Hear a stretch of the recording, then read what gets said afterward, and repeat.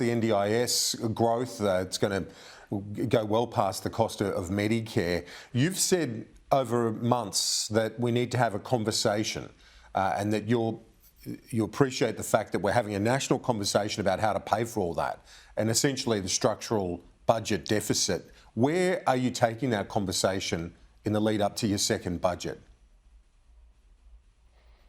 Well, Kieran, that's my way of saying we need to be upfront with people about what we can afford and how we make the investments that we want to make in some of these areas sustainable over time. And one of the things I've been most heartened about in the first 8 months or so of this Albanese Labor government is people's willingness to engage on some of these big questions. And so the national conversation that I want to have about the budget is how do we line up our budget and our economy with our values?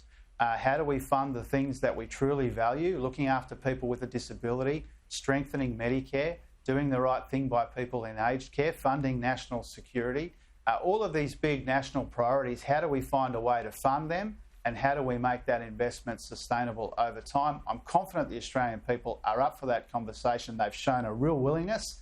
And from our side, we've tried to talk up to people, not down to them, about these challenges. We're optimistic about the future.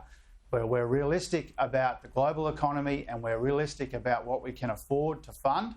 And one of the reasons why we want to be a long-term Labor government is because we know that the best way to affect the change that we want to see in our economy and in our society is over time. You can't achieve everything that you want to achieve in one budget, not in October, not in May. You've got to work away at some of these issues over time, and that's what we're doing.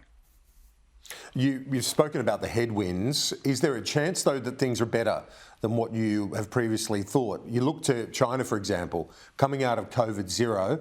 There's a lot of people and analysts who think actually China's going to bounce back in a big way over coming months. I know that Don Farrell, the Trade Minister, has got talks with his counterpart in the next few weeks to try and get those tariffs removed on $20 billion worth of our exports.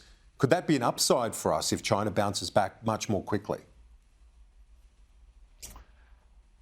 Oh, China will be a big part of the story, obviously, when it comes to our expectations for the global economy this year. I think most economists and analysts still expect it will be a difficult year in the global economy. Combination of a war in Europe, difficulties around COVID and supply chains. Obviously, higher interest rates are biting around the world and here as well. So for all of those reasons, people are still expecting it to be a difficult year in the global economy. But how China plays out will obviously have big consequences for us. If you think about people's expectations for the global economy, a lot of people are now expecting a downturn but not a disaster.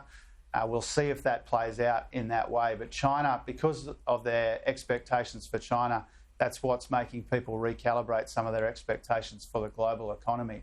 I think there is a chance after an incredibly flat December quarter in China, after all of the pressure that's being put on supply chains by that big COVID wave that they're experiencing right now, I think there is a chance that the Chinese economy recovers relatively strongly and relatively quickly.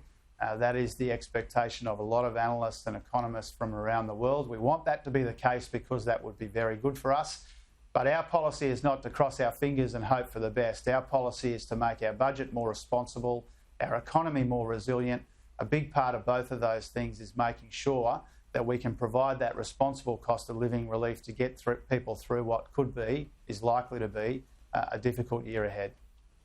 The latest inflation figures due out this Wednesday. A lot of Australians will be hoping that we've seen the peak in that rate rise cycle. When you look at the recent jobs numbers, thousands of jobs lost, do you think that we could well have passed the peak? Oh, well, certainly the expectation of the Treasury and the Reserve Bank was that the peak would happen in the December quarter, and we'll get those December quarter figures in the week ahead. And obviously they will be closely watched. We've still got a big inflation challenge in our economy, even as we get to the other side of the peak. Inflation will be higher than we'd like for longer than we'd like. That is just the reality.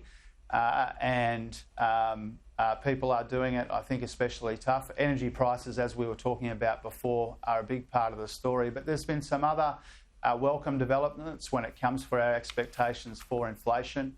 shipping costs came off a bit quicker than we anticipated, housing costs similarly, and some of the other indications as well. So we'll see what it says on Wednesday. We obviously want to get to the other side of this peak as soon as possible. We want inflation to moderate as soon as it can. A big part of our focus in our budget and in our economic plan is how we provide responsible cost of living relief and grow the economy without adding to these inflationary pressures, which are putting such pressure on households and families and businesses around the country. A couple of ones before you go. We've got Peter Dutton joining Andrew shortly. Madeline King, your colleague, calling on the resources sector to support the voice. Mr Dutton says the government needs to provide more detail. Have you dropped the ball on this as you try and mount the case for the voice to Parliament? Oh, of course not. This is Australia's big chance to move forward together in a spirit of unity and respect, and to give First Nations people a say in the issues that affect their communities. And I think the business community, certainly the resources sector, has an opportunity, and many leaders in those parts of our economy have expressed a very positive view about the voice, and that's a good thing. This should be a unifying moment. It should be something which is decided by the people, not the politicians. I think some of the language from Peter Dutton has been disappointing. I think people understand that Peter Dutton's not actually looking for more detail here. He's looking for more division. He's reached for the Tony Abbott and Scott Morrison playbook, which says that the best chances for him to be successful politically is if the nation fails to grab this terrific opportunity to do the right thing and to move forward together in that spirit of unity and respect. Almost out of time. Just quickly, the new New Zealand Prime Minister to be confirmed this morning, Chris Hipkins. Your age, she's 44 years of age. Does it change anything in the bilateral relationship? Oh no, we look forward to working together closely with Chris Hipkins and with his cabinet when he names one. This is a huge year for Australia-New Zealand relations. It's the 40th anniversary of closer economic relations, that agreement that governs the approach to this relationship. Chris Hipkins is someone of immense experience and depth and intelligence. He's a very worthy successor to Prime Minister Ardern, and we look forward to working with him really closely. We've got a big Trans-Tasman agenda in a really important year. I know the Prime Minister is looking forward to working with Chris Hipkins, and we're all looking forward to working with his cabinet.